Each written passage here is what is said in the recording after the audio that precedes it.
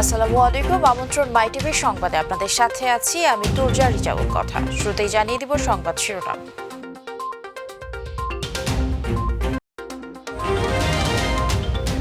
Corona টিকাদানের target পূরণ হলে booster dose দেওয়া হবে বলেন স্বাস্থ্যমন্ত্রী। টিকার কোনো সংকট নেই জানালেন পররাষ্ট্রমন্ত্রী। ঢাকায় বস্তিবাসীদের টিকাদান শুরু। জানুয়ারিতে সব শ্রেণীর শিক্ষা কার্যক্রম শুরু করা সম্ভব নয় বলেন শিক্ষামন্ত্রী। অসুস্থ খালেদা জিয়ার কিছু হলে দায় সরকারের বললেন মির্জা ফখরুল। বিদেশে যাবার আবেদন নতুন করে গ্রহণের কিছু নেই সংসদে আইনমন্ত্রী। এবং টিকটক রাজকে গ্রেফতার করেছে র্যাব। আইন শৃঙ্খলা বাহিনীর পরিচয় প্রতারণা, নারীদের সাথে অনৈতিক সম্পর্ক, ব্ল্যাকমেইলের অভিযোগ।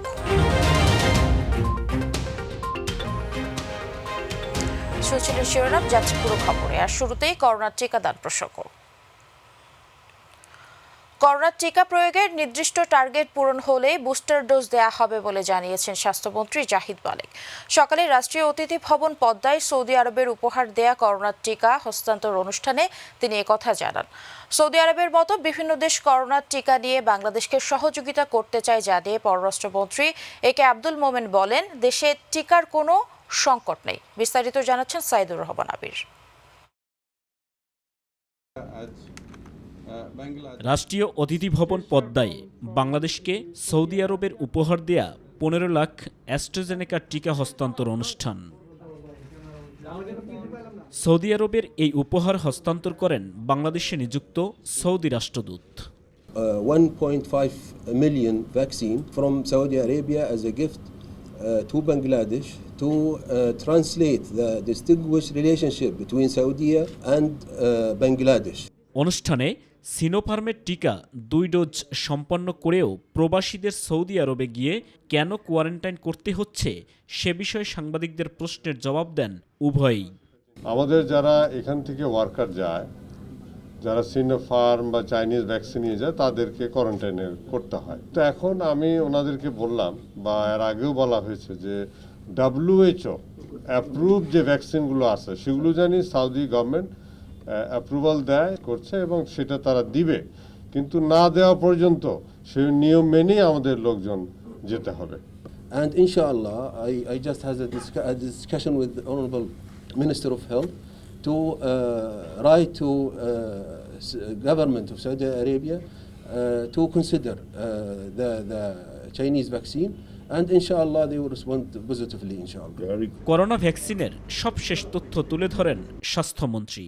21 কোটি ভ্যাকসিন ক্রয় করেছি এবং 11 কোটি আমরা পেয়েছি, রিসিভ করেছি এবং 8.5 কোটির বেশি আমরা দিয়েছি। এখন আমরা প্রায় প্রত্যেক দিন 15 লক্ষ ভ্যাকসিন আমরা দিয়ে থাকি, কারণ আমরা প্রায় 5.5 কোটি লোককে আমরা ভ্যাকসিন দিয়ে ফেলেছি। এবং যেভাবে অন্যান্য দেশে কিন্তু শুরু হয়েছে বুস্টার ডোজ, আমেরিকাতে বা ইউরোপে দেওয়া হয়েছে, আমরাও সেটা চিন্তা ভাবনা করছি। সৌদির মতো বিভিন্ন দেশ ভ্যাকসিন নিয়ে বাংলাদেশকে সহযোগিতা করতে চায় বলেও জানান পররাষ্ট্রমন্ত্রী একে Abdul Momen. So we are thankful to Saudi Arabia. Saudi Arabia is a good friend of Bangladesh, and our friendship is rock solid. Over the last few years, they have been helping us a lot.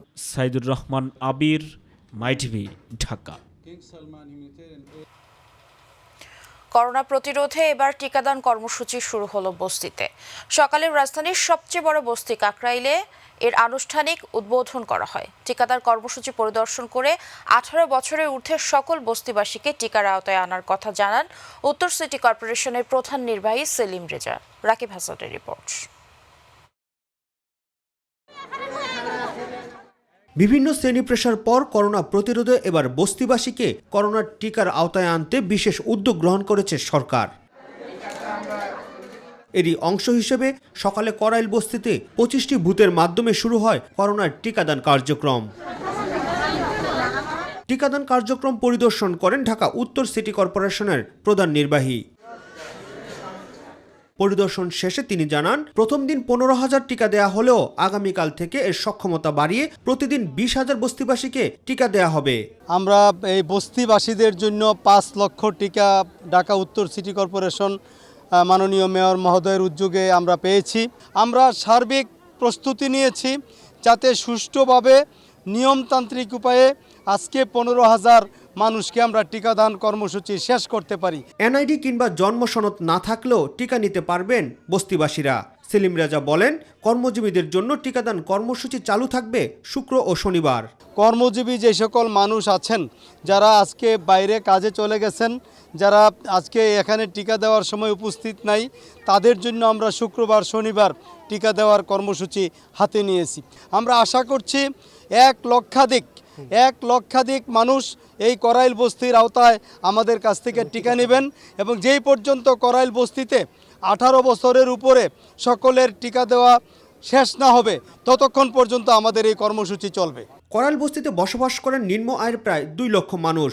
সকাল থেকে দীর্ঘ লাইনে দাঁড়িয়ে টিকার জন্য অপেক্ষা করতে দেখা যায় বস্তিবাসীদের। সরকার টিকাটা দিচ্ছে, খুব ভালো লাগছে। টিকাটা দিচ্ছে, আমার কোনো সমস্যা হয়নি, ভালোই লাগতেছে, খারাপ না। আমরা অনেক খুশি, আমাদেরকে অনেক সহযোগিতা হয়েছে, কারণ আমাদের চাকরি করি। প্রধানমন্ত্রী ধন্যবাদ। আমরা যে এই জায়গার আড়ন লাগছে না, এই জায়গার মধ্যে আমরা ধন্যবাদ দিলাম প্রধানমন্ত্রী। সহজেই টিকা নিতে পেরে খুশি তারা। আমাদের কাছে খুব ভালো লাগতেছে, আমরা খুব খুশি। টিকাটা নিয়ে মনে হচ্ছে আমরা সুরক্ষিত থাকবো, আমাদের ফ্যামিলিকে সুরক্ষিত রাখতে পারবো। সরকারকে অনেক ধন্যবাদ যে আমরা খুব সহজেই টিকাটা পাইছি। রাকিব হাসান, মাই টিভি, ঢাকা। করোনার কারণে নতুন বছরের শুরুতে সব শ্রেণীর শিক্ষা কার্যক্রম শুরু করা সম্ভব হবে না বলে জানিয়েছেন শিক্ষামন্ত্রী ডক্টর দীপু মনি। সকালে চাঁদপুর হাসান আলী উচ্চ বিদ্যালয়ে এসএসসি পরীক্ষা কেন্দ্র পরিদর্শন শেষে সাংবাদিকদের প্রশ্নের জবাবে তিনি একথা বলেন। শিক্ষামন্ত্রী বলেন, বিলম্বে এসএসসি ও সমমানের পরীক্ষায় অংশ নেওয়া শিক্ষার্থীদের ক্ষতির বিষয়টি ভেবে দেখা হচ্ছে। বিলম্বের বিষয়টি আগামী বছর সমন্বয় করা হবে। অতিমারির মধ্যে পাবলিক পরীক্ষা নেয়ার সংশ্লিষ্ট সবাইকে ধন্যবাদ জানান দীপু মনি।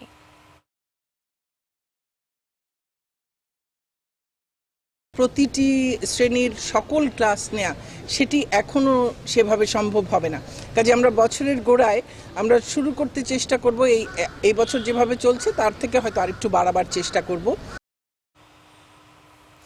এবার রাজনৈতিক প্রসঙ্গ। বিএনপি চেয়ারপারসন খালেদা জিয়া গুরুতর অসুস্থ, তার কিছু হলে দায় সরকারকে নিতে হবে বলে মন্তব্য করেছেন দলের মহাসচিব মির্জা ফখরুল ইসলাম আলমগীর। সকালে নয়াপল্টনে দলের কেন্দ্রীয় কার্যালয়ে আয়োজিত দোয়া মাহফিলে তিনি এসব কথা বলেন।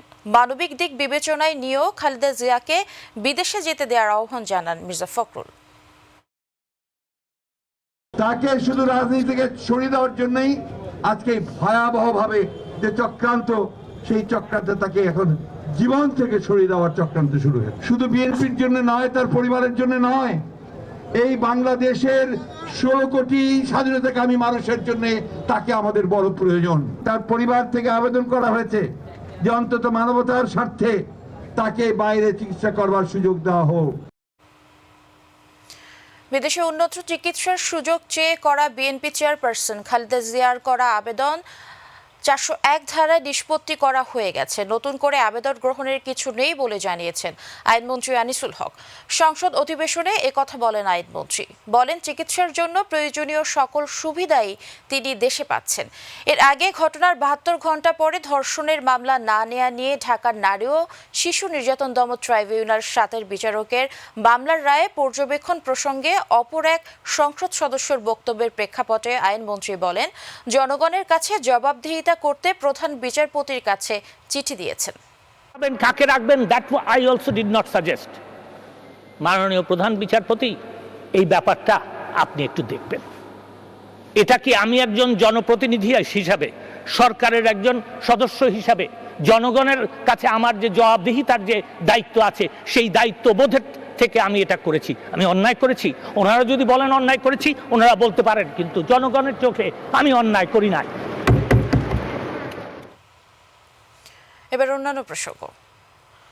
বাংলাদেশের আর্থসামাজিক উন্নয়ন, ডিজিটাল বাংলাদেশের রূপান্তর, নারী ক্ষমতায়নের জন্য প্রধানমন্ত্রী শেখ হাসিনার ভূয়সী প্রশংসা করেছেন শ্রীলঙ্কার পররাষ্ট্রমন্ত্রী প্রফেসর গামিনী লক্ষ্মণ পিরিস। সন্ধ্যায় মাই টিভিকে দেয়া বিশেষ সাক্ষাৎকারে তিনি একথা বলেন। দুদেশের মধ্যে দীর্ঘদিনের বন্ধুত্বপূর্ণ সম্পর্কের কথা উল্লেখ করে প্রফেসর গামিনী বলেন, প্রধানমন্ত্রী শেখ হাসিনার নেতৃত্বে এ সম্পর্ক দৃঢ় হয়েছে, ভবিষ্যতে তা আরও গভীর হবে। এর মধ্যে দ্বিপক্ষীয় অগ্রাধিকার বাণিজ্য চুক্তির জন্য বাণিজ্য মন্ত্রণালয় 2 দফা বৈঠক করেছে জানিয়ে তিনি বলেন, শিপিংয়ে কোস্টাল শিপিং চুক্তি ও ফিডার ভেসেল চুক্তি নিয়ে কাজ চলছে। Bangladesh and Sri Lanka have collaborated very fruitfully in all international fora. We admire, as you said, the phenomenal development of the economy of Bangladesh over the last few years, reaching now a threshold of between 5 and 7%. And this morning I had an equally productive meeting with the Minister for Shipping. We are interested in developing both ports in Sri Lanka, Colombo and Hambantota, as transshipment hubs. Chittagong and our ports have a great deal in terms of synergies and complementarities, so it will be a win-win situation. আইন শৃঙ্খলা বাহিনীর ভুয়া পরিচয়ে TikTok ব্যবহার করে প্রতারণা, নারীদের সাথে অনৈতিক সম্পর্ক স্থাপন, ব্ল্যাকমেইল এবং অর্থ আত্মসাদের অভিযোগে টিকটক রাজ আব্দুর রাকিবকে গ্রেফতার করেছে র্যাব। রাজ দীর্ঘদিন যাবৎ টিকটক, ফেসবুক, ইমো, হোয়াটসঅ্যাপ, ভাইবারের মাধ্যমে আইন শৃঙ্খলা বাহিনীর ভুয়া পরিচয় দিয়ে আসছিল। স্কেলিটনের রিপোর্ট।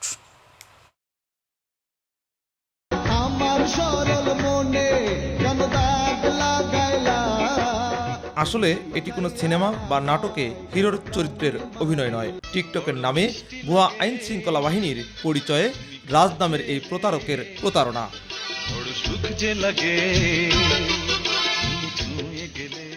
ব্ল্যাকমেইল, অর্থ আত্মসাৎ ও নারীদের সাথে অনৈতিক সম্পর্ক স্থাপন। র্যাব বিজিবির ভুয়া পরিচয়ের অভিযোগে রাজধানীর মোহাম্মদপুর এলাকা থেকে প্রতারক আব্দুর রাকিব ওরফে রাজকে গ্রেপ্তার করেছে র্যাব। এ সময় উদ্ধার করা হয় প্রতারণার কাজে ব্যবহৃত আইন শৃঙ্খলা বাহিনীর পোশাক, সিম কার্ড সহ বিভিন্ন সরঞ্জামাদি। রাজ একজন আবাসিক হোটেলের গার্ড হলেও আইন শৃঙ্খলা বাহিনীর ভুয়া পরিচয় ব্যবহার করে মুখরোচক টিকটক তৈরি করে নারীদের টার্গেট করে অনৈতিক সম্পর্ক গড়ে তোলে। ব্ল্যাকমেলের মাধ্যমে 1.5 বছরে বিয়ে করেছে 4টি। শতাধিক নারীর সঙ্গে অনৈতিক সম্পর্ক গড়ে তোলে বলে জানান র্যাবের মিডিয়া উইংয়ের পরিচালক। সে নিজেকে আইন শৃঙ্খলা বাহিনীর পরিচয় দিয়ে বিভিন্ন ভিডিও কন্টেন্ট তৈরি করতো এবং সে এগুলো ইমো, হোয়াটসঅ্যাপ, তারপরে তার যে নিজের যে টিকটক যে পেজ এর মাধ্যমে সে ছড়িয়ে দিত। টিকটকের মাধ্যমে ইতিমধ্যে সে 4টি বিয়ে করেছে, অধিকাংশই তার ডিভোর্স হয়েছে এবং শতাধিক নারীর সাথে তার সম্পর্ক রয়েছে এবং এদের সাথে বিভিন্ন দুর্বল সময়ের বা বিভিন্ন ধরনের ছবি এডিট করে সে এই ছবিগুলো সে কন্টেন্ট করেছে। রাজ টিকটকের নামে আইন শৃঙ্খলা বাহিনীর পরিচয় ব্যবহার করে নারীদের ব্ল্যাকমেল করতে বলে জানান তিনি। সে টিকটকের মাধ্যমে সে যে সকল নারীদেরকে ফলো করতো যারা মোটামুটি বিত্তশালী এবং যাদের অবস্থা, এবং এমনকি আমরা তার সাথে কথাবার্তা যেটা জেনেছি, সে অলংকার পরিহিত যদি কোনো টিকটক নারী এরকম দেখতো তাদের সাথে সে সম্পর্ক স্থাপন করার চেষ্টা করেছে। তবে প্রতারক রাজের বিরুদ্ধে আইন শৃঙ্খলা বাহিনীর পরিচয়ে চাঁদাবাজির অভিযোগ পাওয়া না গেলেও অসংখ্য নারীর সঙ্গে ব্ল্যাকমেলের অভিযোগ রয়েছে। মামলা হয়েছে বলে জানান কমান্ডার খন্দকার আল মঈন। যেহেতু সে আইন শৃঙ্খলা বাহিনীর পরিচয় দিয়ে সেই ধরনের প্রতারণা করেছে, সো ডিজিটাল নিরাপত্তা আইনে তার বিরুদ্ধে মামলা প্রক্রিয়াধীন। স্কেলিটন, মাই টিভি, ঢাকা। স্বাস্থ্য মন্ত্রণালয়ের নথি চুরির ঘটনায় স্বাস্থ্য শিক্ষা বিভাগের 4 জনকে চিহ্নিত করে রিপোর্ট জমা দিয়েছে তদন্ত কমিটি। চিহ্নিত করা 4 জনকে প্রত্যাহার করেছে মন্ত্রণালয়। সচিবালয়ে সাংবাদিকদের এ তথ্য জানিয়েছেন স্বাস্থ্য শিক্ষা বিভাগের সচিব আলী নূর।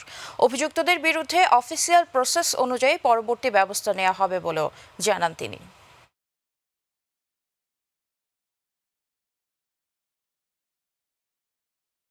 জমা দিয়েছে এবং সেই অনুযায়ী অ্যাকশন চলমান আছে। এটা ডিপার্টমেন্টাল প্রসিডিং অনুযায়ী এটা চলমান থাকবে। 4 জনকে সাময়িক বরখাস্ত করা হয়েছে, এখন প্রসিডিং চলছে, এটা চলমান হবে। লাস্ট অফ অল ফাইনাল যে ডিসিশন হবে, জাজমেন্ট হবে, সেই অনুযায়ী হবে।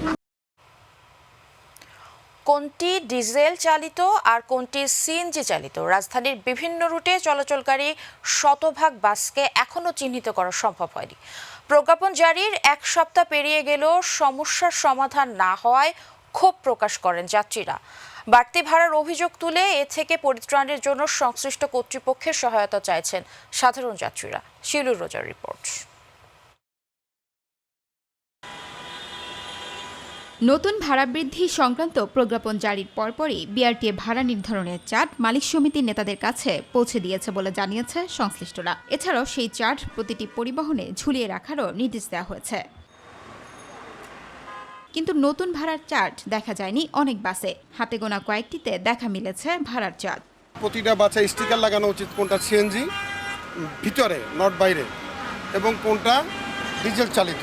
বাসে যদি লেখা থাকতো যে এটা ডিজেল চালিত এবং এটা গ্যাসে চালিত সিএনজি যেটা, তো এইভাবে যদি আলাদা আলাদা লেখা থাকতো যাত্রীদের সুবিধা হতো এবং ভাড়ার তালিকাটা যদি বাসে লাগানো থাকতো। ভাড়া বা যেভাবে বাড়ছে, মানুষের দৈনন্দিন ইনকাম তো আসলে ওইভাবে বাড়ে নাই। এটা নিয়ে আসলে সাধারণ মানুষের কথা আসলে সরকার ভাবে না। এতে করে নতুন ভাড়ার বিষয়ে যাত্রী ও পরিবহন হেল্পারদের সঙ্গে বিভিন্ন সময় ঘটছে বাকবিতণ্ডা। অনেক প্যাসেঞ্জার আগে ভাড়া দিতে চায়, অনেক প্যাসেঞ্জার দিতে চাই 5 টাকা করে বেশি লই। যেই ভাড়া ছিল সেই ভাড়া থেকেও কম দেয়। তেলের দাম বাড়তে এটা মানতেই চায় না, ঠিক আছে? এটা আমাদের কাছে কখনোই মানতে চায় না যে এটা বাড়ছে, যে এটা মানে না। কেউ দেয় না রে বাবা। যাত্রীদের অভিযোগ, বিভিন্ন জায়গায় খুচরার অজুহাত দেখেও নেওয়া হচ্ছে বাড়তি ভাড়া। খুচরা হচ্ছে না, দেখা যাচ্ছে 10 টাকা ভাড়া, ওইখানে 15 টাকা নিচ্ছে, কিন্তু ভাড়া হচ্ছে এখন 2 টাকা বাড়তি, কিন্তু ওরা 15 টাকা নিয়ে নিচ্ছে। 10,000, 11,000, 1,000 একই ভাড়া নেয়। আমরা যাতে সাধারণ পাবলিক আমরা যাতে বুঝতে পারি যে কোনটা কোনভাবে চলছে, তাহলে এটা আমাদের জন্য ভালো হবে। এমন হয়রানি থেকে পরিত্রাণের জন্য সংশ্লিষ্ট কর্তৃপক্ষের কাছে সহায়তা চান সাধারণ যাত্রীরা। শিউলি রোসা, মাই টিভি, ঢাকা। কেন্দ্রীয় মসজিদে জানাজা শেষে 21শে পদক ও স্বাধীনতা পুরস্কারপ্রাপ্ত প্রখ্যাত কথা সাহিত্যিক হাসান আজিজুল হককে রাজশাহী বিশ্ববিদ্যালয়ের কেন্দ্রীয় গ্রন্থাগার চত্বরে সমাহিত করা হয়েছে।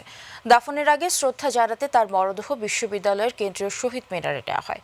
বার্ধক্যজনিত নানা রোগে আক্রান্ত আজিজুল হক রাজশাহীর নিজ বাড়িতে গত রাত 9:30টায় ইন্তেকাল করেন। প্রতিনিধি শাহরিয়ার রন্তুকে সাথে নিয়ে আরও জানাচ্ছেন মুবাল্লি করিম।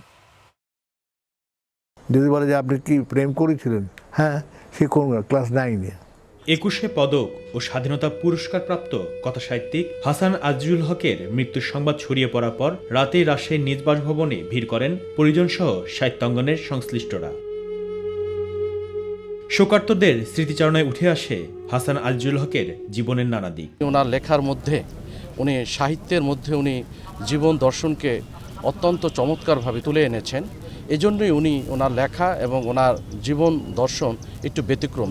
স্যারের যে কর্মকাণ্ড, সেই কর্মকাণ্ডকে তুলে ধরতে পারি, তার চেতনা অনুযায়ী কিছু কাজ করতে পারি, তাহলে হয়তো তার প্রতি শ্রদ্ধা জানানো হবে। তার চলে যাওয়ায় সাহিত্যাঙ্গনে যে শূন্যতার সৃষ্টি হলো তা কোনোদিনই পূরণ হবে না বলে জানান বিশিষ্টজনেরা। বাঙালি জাতি যখনই কোনো গভীর সংকটে পতিত হবে, আমরা হাসান স্যারকে স্মরণ করলেই সেই সংকট থেকে উত্তরের আমরা পথ দেখতে পারি। আমরা জানি যে তিনার সাহিত্য চর্চায় যে তিনি যে শুধু বাংলাদেশের মধ্যে সীমাবদ্ধ ছিল তা কিন্তু না, ভারতবর্ষেও কিন্তু তিনি তার অবদান রেখেছেন। দুপুর 12:15টার দিকে প্রিয় কর্মস্থল রাজশাহী বিশ্ববিদ্যালয়ের দর্শন বিভাগের সামনে রাখা হয় তার মরদেহ। এরপর শ্রদ্ধা জানানোর জন্য নিয়ে যাওয়া হয় বিশ্ববিদ্যালয় কেন্দ্রীয় শহীদ মিনারে। সেখানে রাষ্ট্রপতির পক্ষে শ্রদ্ধা নিবেদনের পাশাপাশি শ্রদ্ধা জানান সর্বস্তরের মানুষ। জানাজা অনুষ্ঠিত হয় রাজশাহী বিশ্ববিদ্যালয়ের কেন্দ্রীয় মসজিদে। পরে চিরনিদ্রায় সমাহিত করা হয় রাজশাহী বিশ্ববিদ্যালয়ের কেন্দ্রীয় গ্রন্থাগারের চত্বরে। সমাজের কাছে দায়বদ্ধতায় মানুষের কথা, সমাজের কথা বারবার ফুটে উঠেছে হাসান আজিজুল হকের লেখনীতে। 1939 সালে 2 ফেব্রুয়ারি পশ্চিমবঙ্গের বর্ধমান জেলার জবগ্রামে জন্ম নেন তিনি। 1960 সালে রাজশাহী বিশ্ববিদ্যালয় থেকে স্নাতকোত্তর ডিগ্রির পর 1973 থেকে 2004 সাল পর্যন্ত রাজশাহী বিশ্ববিদ্যালয়ের দর্শন বিভাগে অধ্যাপনা করেন। 31 বছর অধ্যাপনার পর 2004 সালে তিনি রাজশাহী বিশ্ববিদ্যালয় থেকে অবসর নেন। বার্ধক্যজনিত কারণে বহুদিন থেকেই তার শরীর ভেঙে আসছিল। গত আগস্টে হাসপাতালে ভর্তি হবার পর কিছুটা সুস্থ হয়ে ফিরে এসেছিলেন রাজশাহী নিজ বাড়িতে, ছিলেন চিকিৎসায়। মুবাল্লিক করিম, মাই টিভি। ই কমার্স প্রতিষ্ঠানে মানি লন্ডারিং এর অভিযোগের বিষয়ে বাংলাদেশ ফিনান্সিয়াল ইন্টেলিজেন্স ইউনিটের পদক্ষেপের বিষয়ে আদালতকে অবহিত না করায় অসন্তোষ প্রকাশ করেছেন হাইকোর্ট। 23 নভেম্বরের মধ্যে সরকারের নেওয়া পদক্ষেপ জানাতে পুনরায় সময় বেঁধে দিয়েছে আদালত। এছাড়া ই কমার্স প্রতিষ্ঠান থেকে ভ্যাট ট্যাক্স আদায় এনবিআর এর পলিসি এবং ই কমার্স খাতের স্বার্থে বাণিজ্য মন্ত্রণালয়ের করা 16 সদস্যের কারিগরি কমিটির কার্যপরিধি সম্পর্কেও জানতে চাওয়া হয়েছে। গত 20 সেপ্টেম্বর ই কমার্সের গ্রাহকদের স্বার্থ অধিকার রক্ষায় জাতীয় ডিজিটাল কমার্স পলিসির ম্যান্ডেট অনুসারে একটি স্বাধীন ই কমার্স নিয়ন্ত্রণকারী কর্তৃপক্ষ প্রতিষ্ঠানের নির্দেশনা চেয়ে রিট মামলাটি দায়ের করা হয়। এই তিনটাকে অর্ডার দিয়েছিলেন রিপোর্ট দায়ের করতে। রাজস্বকে বলেছিলেন যে এই কোম্পানিগুলো রাজস্ব দেয় কিনা এটি রিপোর্ট দায়ের করো। আর ফাইন্যান্সিয়াল ইন্টেলিজেন্স ইউনিটকে বলেছিলেন যে তারা মানি লন্ডারিংয়ের সঙ্গে যুক্ত আছে কিনা এই ব্যাপারটি রিপোর্ট দায়ের করো। আর মিনিস্ট্রি অফ কমার্সকে বলেছিলেন যে তদন্ত কমিটি গঠিত হয়েছে, তার রিপোর্ট আদালতের জন্য সাবমিট করা হয়। এই রিপোর্টগুলো এখন আদালতে আসেনি, এই জন্য উৎসাহ প্রকাশ করেছেন। প্রতিবারের মতো এবারও জাতীয় শিল্পকলা একাডেমিতে পালন করা হলো নবান্ন উৎসব। এর আয়োজন করে জাতীয় নবান্ন উৎসব উদযাপন পরিষদ। হরেক রকম পিঠাপুলি আর নাচে গানে ও সুরের মূর্ছনায় ভেসে যায় উৎসব প্রাঙ্গণ। শহরে বসে গ্রাম বাংলার আমেজকে অনুভব করতে পেরে উচ্ছ্বসিত সবাই। উৎসবের সঙ্গীত পরিবেশন করেন খ্যাতিমান বিভিন্ন শিল্পীরা।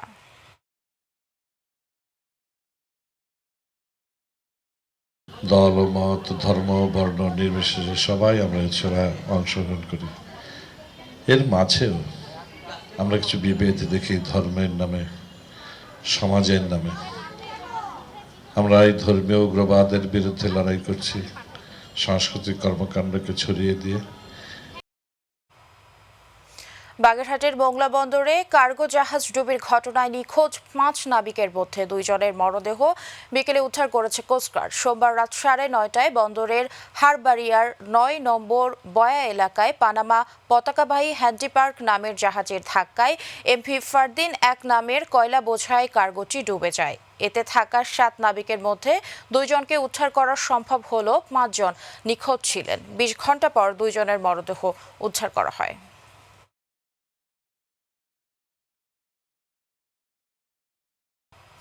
সংবাদের শেষ প্রান্তে আমরা যাবার আগে শিরোনাম জানিয়ে দিব আরও একবার। করোনার টিকাদানের টার্গেট পূরণ হলেই বুস্টার ডোজ দেয়া হবে বলেন স্বাস্থ্যমন্ত্রী। টিকার কোনো সংকট নেই জানালেন পররাষ্ট্রমন্ত্রী। ঢাকায় বস্তিবাসীদের টিকাদান শুরু। জানুয়ারিতে সব শ্রেণীর শিক্ষা কার্যক্রম শুরু করা সম্ভব নয় বলেন শিক্ষামন্ত্রী। অসুস্থ খালেদা জিয়ার কিছু হলে দায়ী সরকারের বললেন মির্জা ফখরুল। বিদেশে যাবার আবেদন নতুন করে গ্রহণের কিছু নেই সংসদে আইনমন্ত্রী। টিকটক রাজকে গ্রেফতার করেছে র্যাব। আইন শৃঙ্খলা বাহিনীর পরিচয়ে প্রতারণা, নারীদের সাথে অনৈতিক সম্পর্ক ও ব্ল্যাকমেইলের অভিযোগ। যুক্তরাষ্ট্রকে টপকে বিশ্বের সবচেয়ে ধনী রাষ্ট্র চীন। সম্পদের পরিমাণ $120 ট্রিলিয়ন। ম্যাককিনসির তথ্য প্রকাশ। এবং 2031 ওয়ানডে বিশ্বকাপের যৌথ আয়োজক বাংলাদেশ ও ভারত। পাকিস্তান সিরিজ টি20তে নেই মুশফিক, লিটন ও সৌম্য। সঙ্গে থাকার জন্য ধন্যবাদ। ইউটিউবে মাইটিভি সংবাদ পেতে ভিজিট করুন youtube/mytvbd নিউজ এবং অনুষ্ঠান দেখতে ভিজিট করুন youtube/mytv বাংলা, facebook/mytv বাংলা। আমাদের পরবর্তী সংবাদ দেখার আমন্ত্রণ জানিয়ে এখানে শেষ করছি। দর্শক, করোনা সংক্রমণ রোধে সবাই সতর্ক থাকুন, অবশ্যই মাস্ক পরুন, স্বাস্থ্যবিধি মেনে চলুন। আল্লাহ হাফেজ।